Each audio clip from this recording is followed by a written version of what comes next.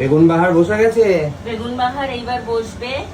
এই যে তেল গরম হয়ে গেছে, বেগুন আমি এই যে ভেজে নিয়েছি সুন্দর করে। এই যে বেগুনগুলোকে ভেজে নিয়েছি, অল্প ভাজতে হবে, বেশি ভাজলে আবার বেগুনগুলো একদম নুইয়ে যাবে, তখন ভালো লাগবে না।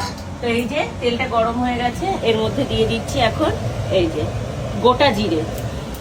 গোটা জিরে দিলেও হয় না দিলেও হয়, আমি একটু দিয়ে নিলাম।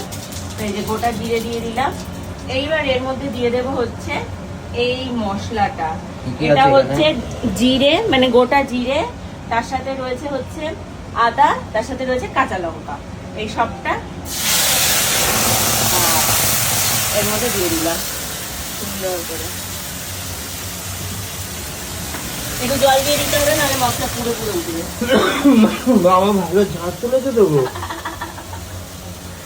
এই যে দিলাম এর মধ্যে। এবার দেবো হচ্ছে এতে এই যে আমার মশলার যে পিঠাটা, মশলার পিঠাটা নিয়ে চলে এসেছি।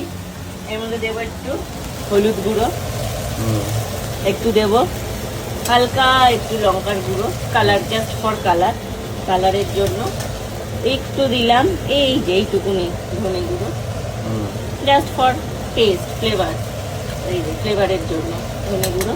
আপাতত আর কিচ্ছু দেবো না। এবার দেবো হচ্ছে একটু নুন, আগে কষিয়ে কালার কি আসলো দেখি। একটু হলুদ মনে হচ্ছে, হলুদ লাগবে মনে হচ্ছে। কাঁচা লঙ্কাটা দেবে না, কাঁচা লঙ্কাটা যেহেতু গ্রিন কালার হয়ে গেছে, এই জন্য এখানে একটু হলুদ বেশি খাবে। এবার দিয়ে দাও একটু হলুদ। তো এই যে দিয়ে দিলাম আর একটু এই যে হলুদ। আমরা আবার একটু হলুদ হলুদ কালার না হলে খাবার ভালো লাগে না, ডাল বেশি হলুদ খাই, তারপর হচ্ছে যে কোনো মানে খাবার একটু হলুদ হলুদ কালার হলে ভালো লাগে দেখতে। এই যে এবারে কালারটা ঠিক আছে। তো এই যে এইটা এবার কষা কষা হবে, কষা কষা হয়ে এখান থেকে তেল ছাড়বে।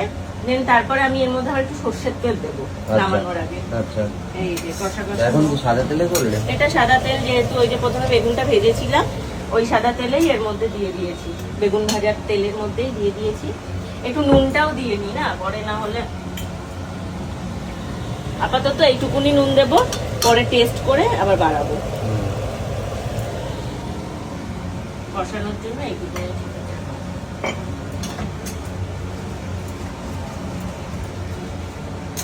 তো চলো এই অবধি। এই যে দেখো কি সুন্দর তেলটা ছাড়ছে। তেল ছাড়ছে। আর এখানে এই যে বেগুন গুলো ভাজা ভাজা হয়ে গেছে। আমি প্রথমে ভেবেছিলাম যে কোথায় বেগুনটা কম হয়ে যাবে। না, বেগুন একটা রেখে দিয়েছি তো। ও রেখে দিয়েছো? হ্যাঁ, মা বললো যে কজন খাবে শুধু গুনে গুনে একদম সেই রকমই করো, কারণ না হলে বাসি করে করবো না। কারণ আমরা রাতে খাবো আবার অন্য আইটেম, যেহেতু মা বাবা এসছে, এখন সকালে একরকম রাতে আরেক রকম আইটেম।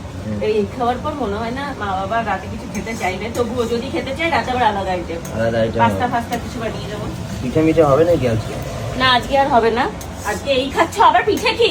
পিঠে হবে না? না, পিঠের সব সরঞ্জাম নিয়ে এসেছি। আজকে না। আবার কবে? মানে মা আসতে না আসতেই পিঠে শুরু হয়ে গেছে। মার কাছে জিজ্ঞাসা করো, মার হাত ভালো নেই, মার শরীর ভালো নেই। ওমা আজকে হবে না পিঠে? হ্যাঁ করে দেবো রাত্রে। হ্যাঁ রাত্রে মার শরীর ভালো নেই। না না পিঠে করে দেবো। করে দেবে করে দেবে বলেছে। তো এই দেখো, এইদিকে দেখো কি সুন্দর তেলটা ছেড়ে দিয়েছে দেখো। এই যে একটু জোরে জোরে ফুটবে, কেউ ভয় পাবে না তোমরা যারা নতুন। আমার থেকে অনেক বেশি মানে অভিজ্ঞ লোক আছো তোমরা, তবুও মানে যারা আমার মতনই নতুন ইনফ্যান্ট, আমি তো এখন ইনফ্যান্টে পড়ি, তো যারা আমার মতনই নতুন ইনফ্যান্টে পড়া মানুষজন আছো, ভয় পেও না এরকম অবস্থায়। এই দেখো কি সুন্দর তেলটা ছাড়ছে দেখো। আমি এই মশলাটা দুবার করে কষাই। এই যে তেলটা ছাড়বে, আবার জল দিয়ে আবার কষাবো। কষাও। এই যে